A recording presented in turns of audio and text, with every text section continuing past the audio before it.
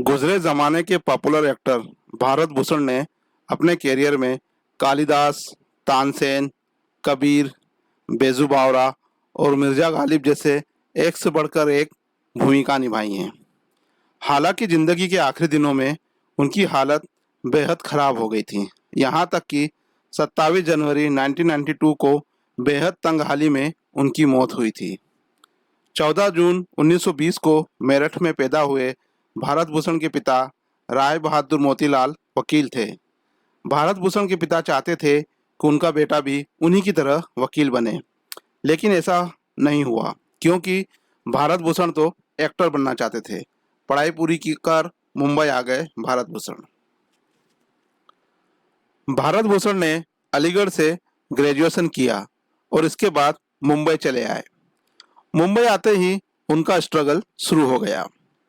भारत भूषण जब मुंबई आए तो उनके पास मशहूर डायरेक्टर महबूब खान के लिए एक सिफारिश खत था। महबूब खान उन दिनों अली बाबा 40 चोर की शूटिंग में बिजी थे। भारत भूषण ने उन्हें वो चिट्ठी दिखाई, लेकिन तब तक उनके लिए कोई रोल नहीं बचा था।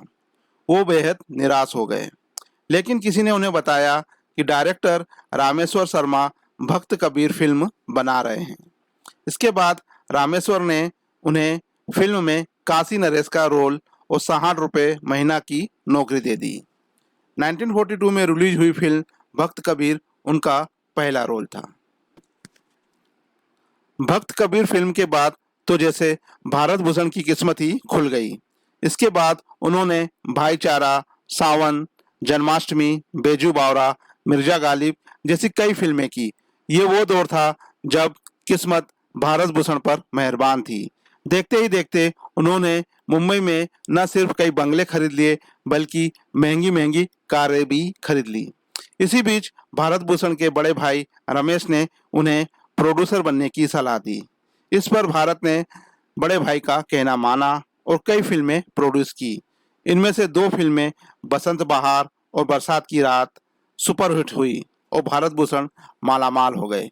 उनके पास काफी पैसा आ गया, लेकिन भाई के मन में लालच।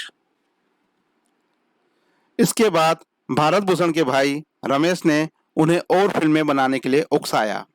साथ ही यह भी कहा कि एक फिल्म में मेरे बेटे को हीरो बना दीजिए। भारत भूषण ने भाई की बात मान ऐसा ही किया, लेकिन अफसोस कि बाद में उन्होंने जितनी भी फिल्में बनाई वो सब फ्लॉप होती गई।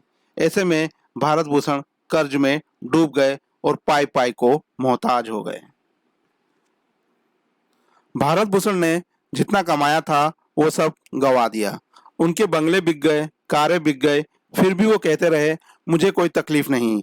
लेकिन जब एक दिन उन्होंने अपनी लाइब्रेरी की किताबें रद्दी के भाव बेचनी पड़ी तो वे तड़प उठे।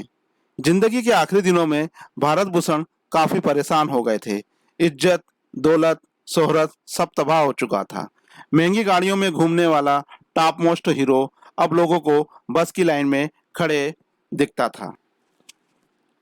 भारत भूषण कहते थे मुझे उस वक्त सबसे ज्यादा तकलीफ हुई जब एक प्रोड्यूसर ने मुझसे कहा कि मेरी फिल्म में एक छोटा सा रोल है जूनियर आर्टिस्ट का, अगर तुम करना चाहते हो तो कर लो।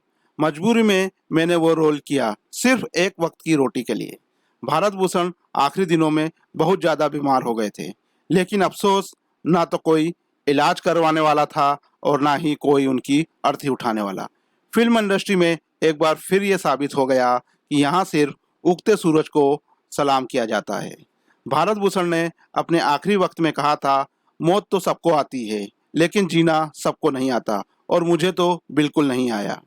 10 अक्टूबर 1992 को 72 साल की उम्र में तंगहाली से जूझते जूझते भारत भूषण दुनिया छोड़कर चले गए।